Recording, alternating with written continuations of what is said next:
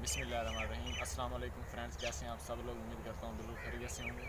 मैं मोहम्मद वकास और आपको खुशामदीद करता हूँ।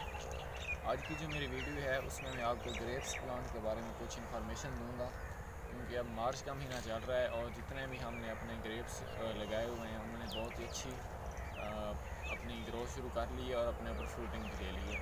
तो मेरे पास ये जो पौधा है ये 2 साल का पौधा है। पिछले साल इसने फल नहीं लिया था, लेकिन इस बार इसने काफ़ी अच्छा फल लिया हुआ है। तो मैं आपको कुछ फल भी दिखाता हूँ, उसके बाद कुछ इन्फॉर्मेशन है वो भी शेयर करता हूँ। ये देखें, इसने अब काफ़ी ज़्यादा गुच्छे अब ले लिए हैं।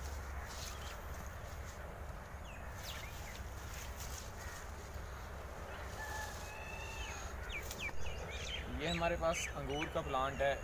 तो आज मैं आपके साथ चंद एक बेसिक टेक्निक्स शेयर करने लगा हूँ, क्योंकि हमारे साथ अक्सर औकात होता ये है कि हमने जो अंगूर का पौधा लगाया हुआ होता है, तो जब वो फ्लावरिंग ले लेता है तो जब हम देखते हैं कि उसने फ्लावरिंग तो बहुत ज़्यादा ली होती है, लेकिन चंद दिनों बाद या कुछ हफ्तों बाद जब हम देखते हैं जब उसने फल ले लिया होता है, अंगूर गुच्छों की शक्ल में ले लिए होते हैं, तो उसका साइज़ बहुत छोटा होता है और बहुत कम तादाद में होते हैं। तो आज मैं जो हम बुनियादी गलतियां कर लेते हैं उसके बारे में आपको बताऊंगा, ताकि आप कम से कम गलतियां करें और जो आपका फल है वो ज़्यादा मैच्योर हो और तादाद में भी ज़्यादा हो। तो इस टाइम अब मार्च का महीना चल रहा है। आपको सबसे पहले जो करना है कि अपने पौधे का पानी बंद कर देना है। अपने पौधे का पानी तब तक बंद रखना है जब तक आप देखें ये अभी फूल है, इसके बाद इसमें से फूल निकलेंगे, उसके बाद फल बनेगा। तो जब इस गुच्छे के फल का साइज़ मीन के अंगूरों का साइज़ चने के दाने के बराबर हो जाए, तब तक आपने अपने पौधे को पानी नहीं देना। मीन कि अगर कम से कम 1 मंथ बनता है मेरे ये पौधे, इसको मैंने 15 से 20 दिन हो गए हैं पानी नहीं दिया। तो जब तक इस पौधे के फल का जो साइज़ है वो चने के दाने के बराबर नहीं होगा, तब तक आपने अपने पौधे को पानी नहीं देना। तो उसके बाद मरहला आ जाता है कि आपने अपने पौधे का जो फल का साइज़ है उसको किस तरह बड़ा करना है, उसको किस तरह मैच्योर करना है। तो इस टाइम जब आपने देखना है कि बहुत ज़्यादा शाखें, क्योंकि हमारा इस टाइम मार्च में जब थोड़ी सी गर्मी की शिद्दत ज़्यादा होती है तो जो हमारा पौधा होता है उसकी ग्रोथ में बहुत ज़्यादा इजाफा हो जाता है। तो इस टाइम आपने ख्याल ये रखना है कि आपने इन शाखों में से उन शाखों को सिलेक्ट करना है जिन्होंने फल नहीं खाया हुआ। दूसरे नंबर पर आपने उन शाखों को सिलेक्ट करना है जो जिन्हें हम वाटर शूट कहते हैं। वाटर शूट से मुराद ये है कि ऐसी शाखें हैं जिनकी ग्रोथ बहुत ज़्यादा होती है, पौधे की सारी एनर्जी वो शाखें ले जाती हैं। तो ऐसी शाखों पर अक्सर का तो बहुत कम फल लगता है, लेकिन लग भी जाता है। तो आपने सबसे पहले इन शाखों को ट्रेस करना है और उनको काट देना है। तो ये चंद शाखें हैं, मैं आपको प्रैक्टिकल करके भी दिखाता हूँ कि आपको कुछ इससे भी फ़ायदा हासिल हो। अब हमारे पास एक ये शाख है, ये आप देख रहे हैं कितनी, ये इसे हम वाटर शूट कहते हैं। इसकी आप ग्रोथ चेक कर सकते हैं। तो अभी तक इसने फल नहीं उठाया हुआ, तो इसको हम स्टार्ट से ही कट कर देंगे। तो अब ये एक और शाख है।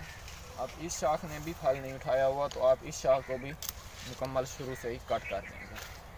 तो इसी तरह ऐसी शाखें जिन्होंने फल मुकम्मल तौर पर नहीं लिया हुआ, चाहे वो वाटर शूट हैं या चाहे दूसरी हैं, आपने ऐसी तमाम शाखों को भी रिमूव कर देना है। उसके साथ आपने एक और बात का ख्याल रखना है कि ऐसी शाखें जो वाटर शूट हैं, आप चाह रहे हैं कि नहीं इस पर मैंने फल लेना है, फल रखना है, तो इस तरह आपने करना है। थोड़ा करीब करना। ये जो फल है आपका, ये गुच्छा है, इस गुच्छे को छोड़ देना है। आगे एक अंग छोड़कर आपने अपनी पौधे की शाख को यहाँ से कट कर देना है।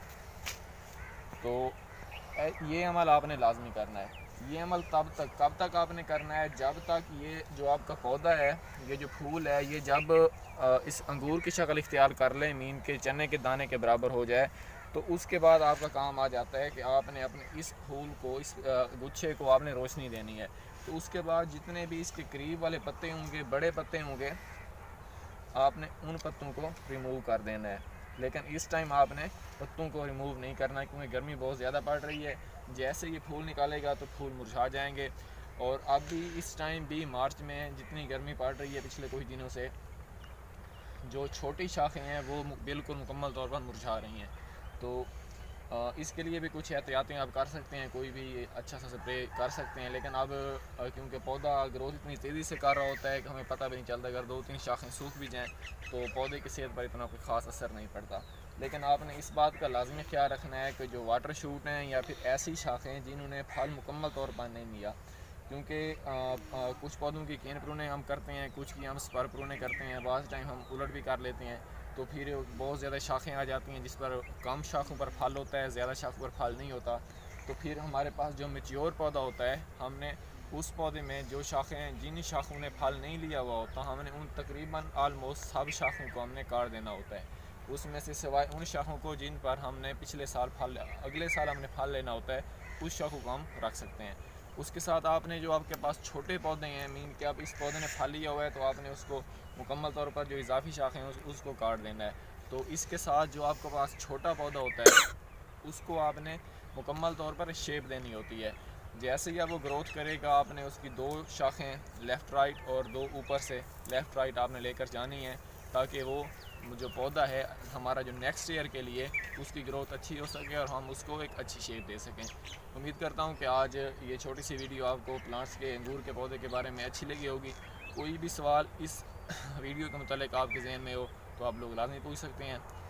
फिर मिलते हैं एक नई वीडियो के साथ। इजाज़त दीजिए। अल्लाह हाफ़िज़।